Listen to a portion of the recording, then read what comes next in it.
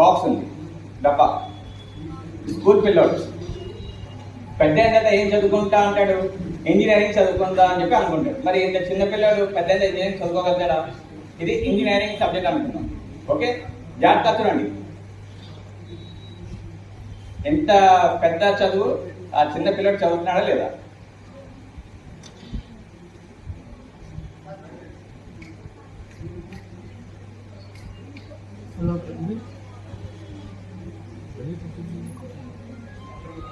చదివేశాడు. Engineering అయిపోయిన తర్వాత ఏం చదువుకుందాం అనుకుంటాడు, ఎల్ఎల్బి చేద్దామా అని చెప్పి అనుకుంటాడు. మరి ఎల్ఎల్బి కూడా చేస్తారా చేయడా? చూద్దామా ఎంత పెద్ద అతను.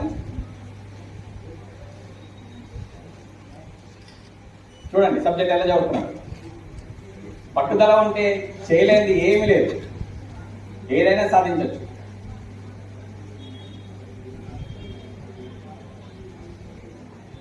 చూశారు కదా. దాని తర్వాత ఎంబీఏ చేద్దాం అనుకుంటారు. ఇప్పుడు ఇంజనీరింగ్ చేసిన అందరూ ఎంబీఏ చేస్తున్నారు. చూద్దాం ఎంబీఏ చేస్తారా చేయడా?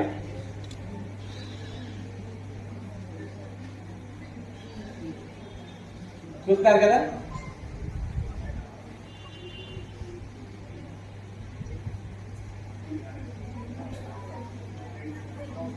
పట్టుదల ఉంది కాబట్టి మొత్తం 3 సార్లు వేసాడు. లాస్ట్ ఇది గట్టిగా ఉంటుంది, ఇలా అంటే లోపలికి వెళ్ళేది కాదు. ఓకే చూడండి. దాంతో పిహెచ్డీ చేద్దాం అంటాడు. ఎన్ని చదివితే మరి పిహెచ్డీ చేయగలుగుతాడా? మీకు డౌట్ వస్తుంది. చూడండి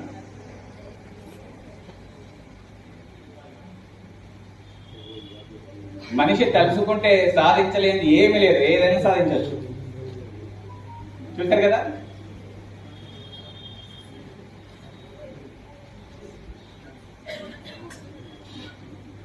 అయిపోయింది.